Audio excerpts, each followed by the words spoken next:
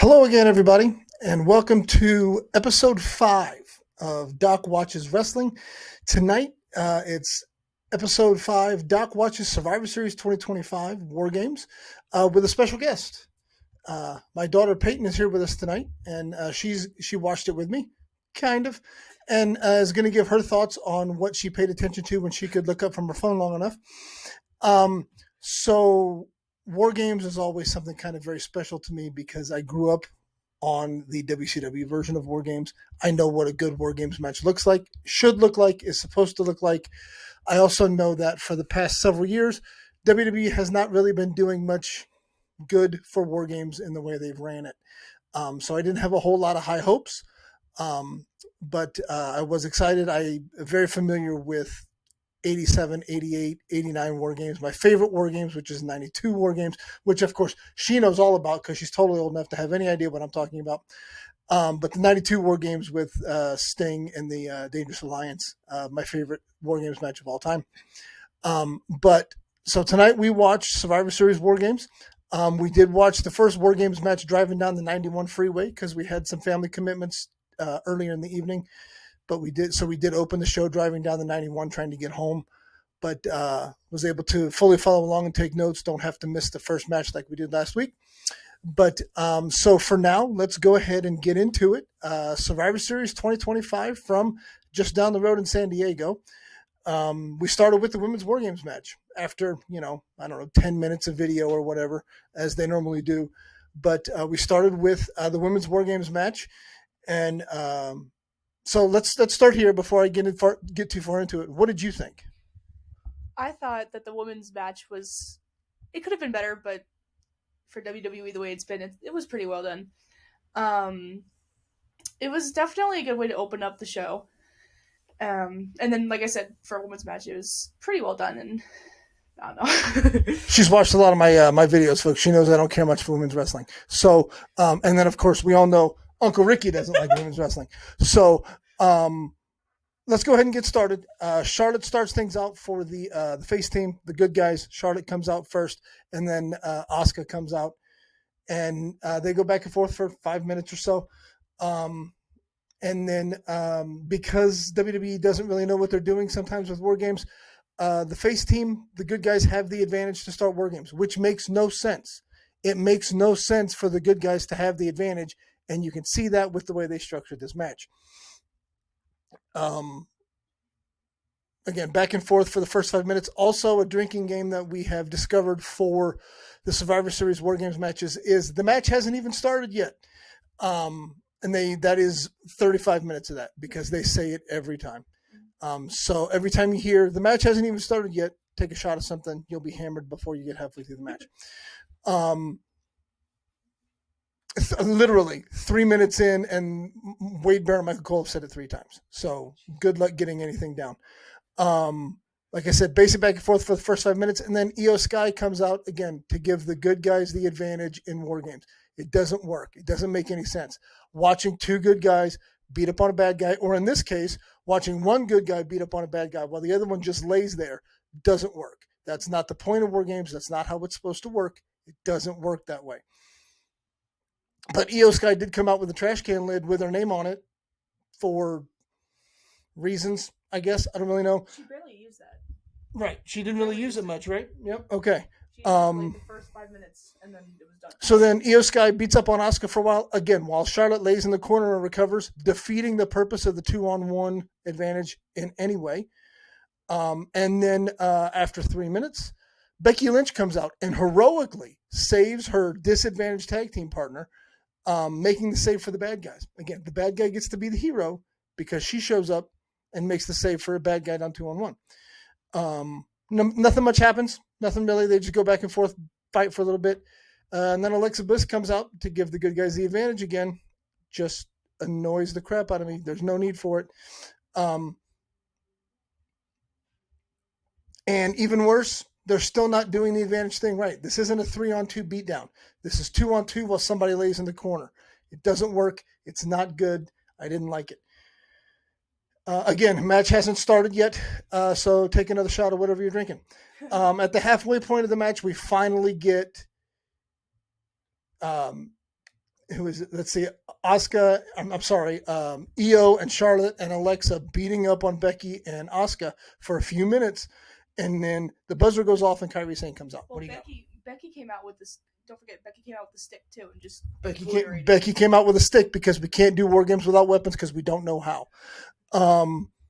Kairi comes out to even things up again for the heels because those heels are being very courageous, fighting from behind. The heel team is now dominating in a 3-on-3 capacity. So when the good guys don't have the advantage and the good guys aren't winning number wise, they're getting obliterated. Again, what are we doing? That doesn't make any sense. That should be the exact opposite. When it's even and the numbers are fair, the good guys should be running away with it. Instead, when the numbers are lopsided, the good guys are winning, and when it's even, the bad guys are cleaning up. It makes no sense. It's stupid wrestling psychology. Stop doing it. And then AJ Lee comes out. AJ Lee comes out once again to give the advantage to the good guys. I had no idea who she was. Yeah, she hasn't watched. She has no clue who AJ Lee is, which is always fun. AJ clears everyone out and then fights with Becky for a while. And then again, it's a mess. The whole thing was a mess. It was nonsense. Didn't make any sense. And then Nia Jax comes out looking to hurt somebody for real because that's what Nia Jax. Sorry about that. Computer went crazy for a second. Nia Jax comes out looking to hurt somebody for real because that's what Nia Jax does because she sucks at her job. Again, the Faces War Games advantage doesn't work. You can't have Nia Jax coming out to make things even. It doesn't work. It doesn't work that way. Stop doing it. She always looks like she wants to murder somebody. Exactly. And again, teams are even. The Faces are getting killed. So now we're at 4-on-4, and the bad guys are murdering people. That's, again, it's bad psychology. It doesn't work. Rhea Ripley outlast in her mask, her nose protective mask that looked very weird, kind of like a bird. Like a clown. Yeah, kind of like a clown. It was weird. No idea what she was doing. And this one was very happy when Rhea came out. She didn't know who was on the teams. So when I asked her, who do you think's coming out next? She got very excited when she saw it was Rhea. Like I told you before, her favorite wrestler, probably not even close. Rhea has a ton of weapons with her because, again, we can't do war games without weapons. We don't know how. If you don't know how to do war games without weapons, don't do war games. War games is better without it when you can make it violent.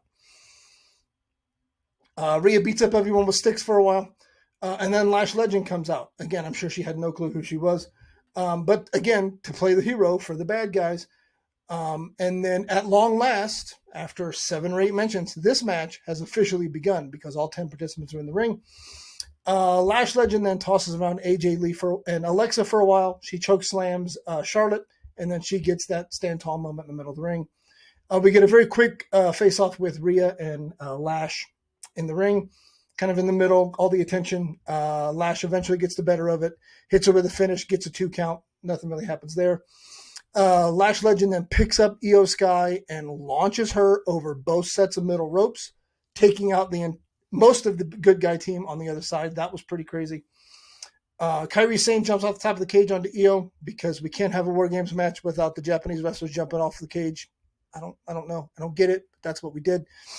Asuka accidentally sprays her mist into the face of Lash, which then allows the Faces to take over, and we move directly to the finish after that. Io off the cage with a trash can because that's a War Games custom now. Io's going to get on top of the cage with a trash can on her head and jump off. It's not just a War Games custom, it's an Io custom. Io does crazy things like that. She hits 2 out of the 5 members of the heel team, but somehow 4 of them fall over. Because they're all latched together. Dominoes is a crazy thing. And then that leaves Becky Lynch versus everybody. Rhea hits the Riptide, and then AJ uses her weird spider submission, and Becky taps out. And that's it. Very tame War Games match. Again, the good guys with the advantage doesn't work. We'll prove it later. But the good guys with the advantage doesn't work. Okay match. Not War Games worthy, in my opinion. This could have been any kind of 5-on-5. This was not a violent War Games match like it needed to be. Not awful, not great. Good luck to those who are doing the drinking game, though. Right, exactly, right? Yeah, good luck. All right, so after a long video package, a way too long commercial break for this being a special show on ESPN pay-per-view, we get Dominic Mysterio versus John Cena for the Intercontinental title. That one was pretty good. Dominic Mysterio is the best thing WWE has, and it's not close. Dominic Mysterio is awesome. I'm glad this went down the way it did, but Dom is awesome. But first, before we get started with the match, we have to do the celebrity row, showing all of the celebrities in the audience. Single one of them was. I'm a big celebrity fan, but I had no idea who. My 16-year-old daughter didn't know who these people were. That tells you the type of celebrities that were in the audience. Because nobody wants to feel more desperately important than WWE does. So they have these B and C-list celebrities come sit in front row in their show and pretend like they're having a good time. I mean, boxing matches have like Zac Efron and everything, and they're like, see, these are actual celebrities. And WWE's like, here's what we found. Yep, exactly right. So we get Dom out first. And again, looking like just money. He's absolute money. He's the next top star. Long time coming, and he'll be ready for it when it comes. We get an extremely long pause, and finally John Cena's music hits. And the crowd is ready. San Diego was ready for John Cena tonight, and they were all about it. And we get the big match intros with Alicia Taylor. Alicia Taylor's not Justin Roberts. I don't care for. Her hair was insane. Her hair is crazy. We've talked about that before.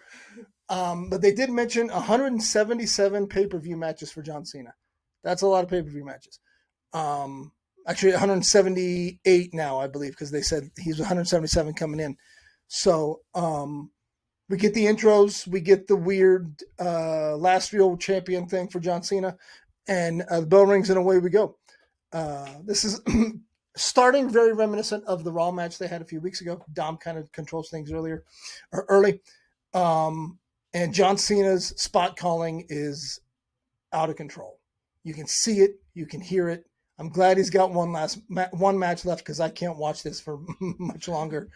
Cena very clearly telling his opponent what to do is absurd. And I can't wait for it to be over. We do get the Three Amigos from Dom onto Cena in the middle of the ring. And what do you know? The Three Amigos actually matter. Unlike last week with Monet when she hit 14 and I couldn't possibly have given a crap less, Dom actually makes them matter because Dominic Mysterio is awesome. And then, so earlier we saw when Dom came out, Roxanne Perez and Raquel Rodriguez came down with him. Dom uses Raquel and Roxanne to distract Cena. He jumps Cena at ringside, takes back control again because Dom's the best. They go to a weird, it was kind of the Hurricane Rana spot. Dom ran off the apron and tried to Hurricane Rana John on the floor, and Dom didn't quite clear all the way, and he hit his head and his shoulder pretty nastily on the floor. Looked like for a minute he actually hurt himself, and then very quickly they turned it into a wrestling angle. He was there for like a good 5 minutes. Yeah, he laid there for quite a bit. And then while Dom was about Dom being checked on the floor, as soon as the medics came out, I knew Dom was okay, which is a weird thing to say, but that's how it worked. Raquel jumps up in the ring and does her weird like scoop powerbomb thing to Cena. Roxanne Perez hits her pop rocks, but it's the Canadian Destroyer on Cena. Dom then hits the 619 and the frog splash, and the ref refuses to count because he's mad at Dom for having faked an injury a few minutes ago. And then the ref tosses the ladies to the back, so we're back to even one-on-one. We get the shoulder blocks into the "You Can't See Me" spot from Cena. Dom rolls out of he goes for the AA. Dom rolls out of it, rolls him up for a near fall, and then Cena flips that over into the STFU, which Dom gets the ropes. So there's kind of a back and forth spot there. Dom then pulls the Eddie Guerrero and loosens his boot. Cena goes to grab his foot, pulls the boot off, which of course leads to a ducked swing of the boot, and then a 619 from Dom and another frog splash, this time for only 2. And then we get an AA from Cena for 2 because Cena can't stay down from anything too long.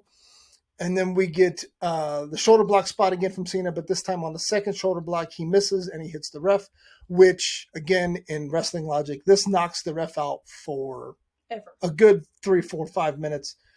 And then the Judgment Day comes out. They fight. They beat down Cena for a little bit, Finn and JD McDonough. And then Cena fights back, pops him up on the top turnbuckle, and then gives a double AA to both Finn and JD McDonough, which is a little less impressive when you consider both of them together probably weigh as much as like Mark Henry, who he's done that to singularly. But it is still two people at once, so it's pretty impressive. Cena hits the AA on Dom, and then Liv Morgan comes out. She's been injured for a while, so she comes back. Her tactics were good with that match. And then she comes out. She stares down with Dom for a bit. They tease the hug. She then slaps Dom. Of course, the crowd goes crazy. And then she turns and looks at Cena and does a very, looking at it now, it's fine, but at the time it was very weird. She jumps on Cena, she wraps her full body around him to hug him, which is very strange. But then her face changes. She jumps down, and then she kicks him in the wiener again. And then Dom hits him with the belt. We get a frog splash, and 1, 2, 3. Dominic Mysterio is once again the Intercontinental Champion. All is right with the WWE world. I'm a happy man. Everything's great. Because Dom's back on top. We don't have to worry about the Intercontinental title with Cena's last match in 2 weeks. And everything's great. Anything else with that match? I do want to say, kind of from my point of view, I don't see Dom fight very much, but the 619s were kind of slow, I feel like, compared to when him and Ray would do them. Yes. They were slower and kind of Yes, he's not he's not as good as Rey Mysterio with the 619. I know he's not as good as Ray, but yeah. So good match. Not a great match. It was fine. Not a ton to it really. Cena's very limited anymore. He can't really do much. He's not nearly as much as he used to be able to do, even with Dom. So it was a lot of smoke and mirrors, a lot of distractions, a lot of things like that. But either way, Dom's got his belt back. We're happy, and we move on. Again, long commercial break, long video package, because ESPN just wants your money and doesn't care about you as a wrestling fan.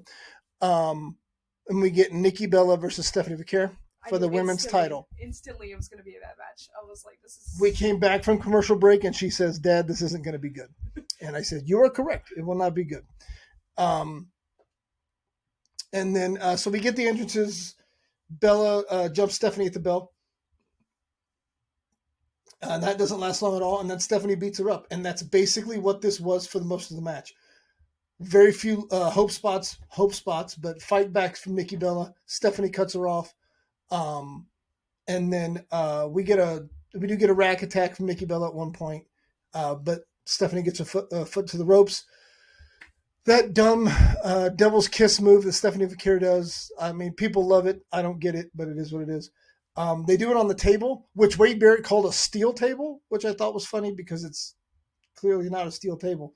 But that's what Wade Barrett called it. And then Stephanie throws him into the ring, hits another of that stupid devil's kiss move because WWE hates me. And then we get a corkscrew splash from the top rope. Stephanie pins her, and she wins. Pretty easy, pretty clean. That is over. We move on. Nikki Bella, with any luck, will go away for a while. What'd you think? Not good, right? No. Perfect. I barely paid attention to that match. Perfect, so. Yeah. This one, surprise, she's 16. She was on her phone a lot. I didn't really pay attention. And that's going to be the case for pretty much the rest of the show. She was on her phone a lot, off and on. Okay, that last match I wasn't. But yeah. So, again, not much there. Not good. Inevitable finish. We knew Stephanie was going to win. It wasn't going to be close. And we're on to the main event after yet another long commercial break, another long video package. ESPN likes to do that. We get another celebrity roast segment with a bunch of different B-list celebrities until they get to Daniel Fishel, Topanga Lawrence. And that got the crowd excited because that's the only one they really knew. So men's War Games match, Cody, Punk, Roman, and the Usos against Logan Paul, the Brawns, Drew McIntyre, and Brock Lesnar. We get a start with Punk comes out for the face team, and again, like John Cena, San Diego was here for CM Punk. They were excited to see him, and they let him know it. And then Braun Breaker comes out to start for the Vision team, and Braun Breaker is the man. He's very much on the same list as Dom Mysterio for me. Braun Breaker is going to be a huge thing very soon.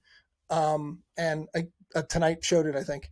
But so Braun Breaker came out and he had a very weird kind of light green tint to one side of his body, and it was very distracting for me for a while. I couldn't figure out like what was happening. I don't know if he overdid the spray tan or what, but it was a very light kind of light green tint on his right side. Very noticeable and very distracting. Braun beats down Punk for like 5 minutes. That's just what he does. For the first 5 minutes, it's just Braun beating up Punk. Occasional hope spots, but Braun just beats him up. And as you should, just before the 5-minute bell goes off, when the heel team has the advantage, Punk takes over and starts beating up Braun. And then the timer goes off and Drew McIntyre comes out. And here's how I know WWE knows the good guy with the advantage is a bad idea. Because they did it the right way in the main event. When you do it the right way in the matches that matter, it tells me you know what matters and these other matches don't, and you don't care as much. That's exactly what it tells me, because they did it. They did everything right in this match, everything, with the way they handled the advantage, the way the comeback, everything. It was great. They did very well, and that tells me they know how to do it. They know when it matters. They just don't care enough to do it all the time. McIntyre comes in to give the Vision the advantage, and the bad guys just 2-on-1. They just kicked the crap out of Punk for 3 minutes, as it should be, and that's exactly what should happen. They just Drew McIntyre and Braun Breaker just beat up CM Punk for 3 minutes, just like Arn and Tully, just like Arn and Rick would beat up Dusty Rhodes in '87. That's exactly how you should do it. 3 minutes of a beatdown, and it makes sense now, after 3 minutes of the good guy getting beat up, that superhero Cody Rhodes comes in to save the day. It makes sense to do it that way because that's the way pro wrestling works. Cody Rhodes comes in to make the save, and wouldn't you know it, like I said, it matters because the good guys are in trouble and the fans want to see the good guy get saved. The fans don't want to see the bad guy get saved. The fans want to see the good guy get saved. So when Cody shows up, it makes sense. Punk has bladed himself in the corner, but it's good because it matters. Again, further proof they know what to do when they want to make something matter. They wanted to make this match matter. They had Punk blade himself, and it worked perfectly. They did do an inadvertent elbow from Cody to Punk when they had everything going perfectly. Cody suddenly elbows Punk when Punk's trying to tap him from behind because Cody can't count how many people are in the ring. So he hits Punk. They do a weird tension spot, which I hated. That was the only thing about this match that I was like, that was dumb. But they shake that off. And then Cody and Punk do some tribute spots. They do the heart attack to, I believe it was Drew McIntyre. And then they go and do the Doomsday Device to Braun Breaker. At which point, Braun Breaker lands directly on the back of his head on the mat after a Doomsday Device and very clearly knocks himself loopy. And I know he locked himself loopy because for about 2.5 minutes, they refused to show him on camera while he was being checked by the referees. He was over in the corner, and they very clearly only showed about 3/4 of the ring. Braun Breaker knocked himself loopy for a minute. He wound up being fine, but he knocked himself loopy for a minute, and it was kind of scary. And then we're 2-on-2, and the buzzer goes off, and Logan Paul shows up, and I hate everything. Logan Paul is the worst thing about professional wrestling right now. Yeah. He's the worst. He's God. He's great. He's a great athlete. Don't get me wrong. He's just everything else about him is the worst, and I hate him. And he shouldn't be there. When I found out a YouTube influencer became a wrestler, I was kind of like, really? Bingo. Why? That's exactly right. That's the exactly right opinion to have, Payton. But again, as it should be, for 3 minutes, three bad guys beat the crap out of 2 good guys because that's the way it should be. For some reason, Cody and Paul climb to the top of the cage, fight up there for a minute until Braun hits Cody with a chair. Cody comes back down. Braun then just beats people up with a chair. Didn't they grab like 2 chairs at one point? At one point, yep. And then Jimmy Uso comes out. This was the one spot of the match that I don't think anybody really cared about because I don't think anybody cares about Jimmy Uso. But Jimmy comes in, cleans house for a little bit, but then he gets cut off, and in a way that even still works. 3-on-3, Logan Paul, Drew McIntyre, and Braun Breaker beat down 3 good guys. Just beat them down. And it worked just fine. I had no issues with it. It was great because one of the good guys was Jey Uso, and nobody cares. So beating down those 3 guys was great. And then we got Cody bleeding again because we got to make it matter. So Cody nicked his right eye a little bit where he already had a cut. So we just make that bleed a little bit. Was it Punk bleeding? Punk was bleeding earlier. Yep. And then we get Bronson Reed. The countdown, and Bronson Reed comes out, and Reed immediately hits tsunamis on everybody. All 3 guys, Punk, Uso, and Cody, all get squashed with tsunamis. The 4 Vision members stand tall in the ring, and they just continue to beat down everybody. Here comes Jey Uso. The next buzzer sounds, Jey Uso comes out. So now we're at 4-on-4. Jey Uso tries to help. Uso's run wild for a bit. I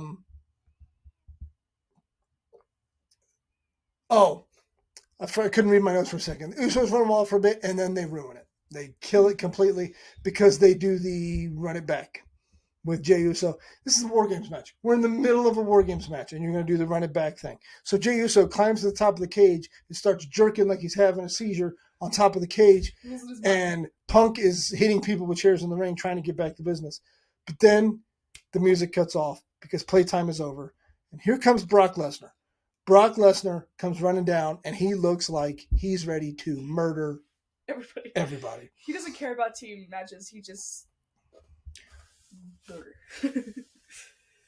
Brock jumps in the ring and hits everybody with suplexes, hits everybody with F5s. He's killing everybody. Looking like, you could say $1 million, but a bottle of $1 million, because nothing about that man is natural. But he looks like $1 million. The announcer said, sorry, I didn't make nope, but the announcer said that fighting with Brock Lesnar, like in a big group like that, was being caged with a grizzly bear. Exactly right. Big old Canadian Minnesotan grizzly bear. And then the countdown starts, and Brock knows who's coming because Roman's the only guy left. So Brock goes and stands at the doorway and waits for Roman to come down, which is a great just kind of visual, Brock waiting for him. Sorry to the ones who are hammered, by the way. And then Roman comes down the aisle, and Brock steps out of the cage and meets him in the aisleway. A great visual again. Roman runs down, hits him with a Superman punch. Match just even started. And then we're fighting around the cage. We end up over by the announce table. Roman goes to hit a Superman punch. Brock catches him, F5s him through the table, picks him up, and then just throws him into the cage a couple times. Finally takes him to the door, pushes him into the ring. And when Brock climbs into the ring, what happens? The match officially begins. So we can stop with that nonsense. Oh, and Paul Heyman came out with Brock Lesnar, right? Yeah, Paul Heyman did come out with Brock Lesnar. You are correct. We get in the ring, and then everything happens very quickly over the next few minutes. We get an F5 on Reigns, pin broke up by Cody. A GTS and Crossroads on Brock, pin broke up by a Logan Paul splash. Brass knucks to everyone by Logan Paul, who got the brass knucks from Paul Heyman. He was very excited for the brass knuckles. Roman Reigns spear on Logan Paul. Roman Reigns then grabs the brass knucks. Superman punches Reed and Drew McIntyre, and then he hits a spear on Braun Breaker. Brock goes to F5J, but Roman spears Brock, who has Jay on his shoulders. They both go through a table. That pretty much ends their night. And then, let's see. Well, Jay does get up, and he gets murdered by Braun Breaker with a spear. And then Braun Breaker does the same thing to Cody. And then randomly, some masked person. I don't know exactly who it was. They wanted you to think it was Seth Rollins. I can promise you Seth Rollins cannot move his arm the way this person was moving their arm. It wasn't Seth Rollins. Never revealed. But we get a super kick to Punk, one of the sitting super kick, the low super kick, and then a stomp again, making you think it was Seth Rollins. As soon as he was in, he was out. He climbed in and then hit the stomp and then jumped right out. And then we get a massive spear by Breaker onto Punk, one of those like forward back and forth where he's going super fast. He destroys Punk, pins him, and beats Punk in War Games. So the Vision and Brock Lesnar win War Games, and it makes sense because not only do you get the question of who the Masked Man was, which I'm sure will probably come into play on Monday, if I had to guess, maybe a little later. I really enjoyed this. This was very good. I thought they unlike the women's War Games match, I thought they did this right. I thought everything about it was smooth except for the run it back and then Logan Paul's existence in general. I thought everything was great. It didn't drag out forever. Sometimes when you get the 5-on-5 in there, they go for another 20, 25 minutes. This did not do that. It was plenty violent. Unlike the first match, there was reasonable violence, need for it, and they gave it to us. And then Division probably did need to win just to be able to keep them going strong as a group. And Breaker needed to win, which is what he got. So it all worked. It puts Breaker in a championship contendership spot, which it makes me happy, but it also makes sense for where they've been. I would say overall, what do you think? I said the show was just okay. I thought it was very just kind of okay. It was an okay show. Yeah. I mean, definitely WWE has had better. Yeah. But it was very okay show. I do think the main event saved the show. Mm-hmm. It brought the show up from, I don't know, a high D, low C grade to a high C, low B grade for me. Mm-hmm. It was very good, the main event. The women's War Games wasn't great. It wasn't awful, but it wasn't great. Cena and Dom, as much as I love Dom winning, the match wasn't much. And then the women's match was a big, decent enough show. Fun main event. Not heartbroken that I didn't make my way to San Diego to go see it, but fun enough show. And there was some unnecessary drama at the end between Punk and Roman and Cody, which you kind of figured was coming. But they just kind of stared each other down and, gave the side eye and the mean face. But the show goes off the air like that. And that's how Survivor Series 2025 ends.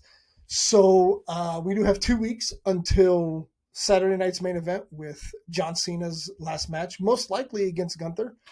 And then I guess a bunch of NXT guys against WWE guys. So I will likely not be doing an in-depth review of that Saturday night's main event show that nobody really will care about outside of one match. So I have some ideas on what I will do that night for a show. Stay tuned for that. Check out the video on the 13th that night. I think it'll be fun. I think I have some pretty good ideas. And then maybe even later this week, I have an idea of dropping a video, kind of starting a new thing moving forward. We'll check out, see what we can do. But thank you so much for watching. I appreciate it. A little shorter video tonight than last week. But if you haven't already, please like the video, subscribe to my channel. We got some growth. We're getting bigger. And as you can see, I'm putting some effort into the editing and such, and even trying to not just have you look at my sour face for 30 minutes or so. Brought my daughter on tonight to make you feel bad for me. So please like my videos. Please watch the videos. Please subscribe to the channel. Be a friend. Tell a friend. And we will see you all later this week. If not, then definitely next week or in 2 weeks for Saturday night's main event. Thank you so much. Have a good week.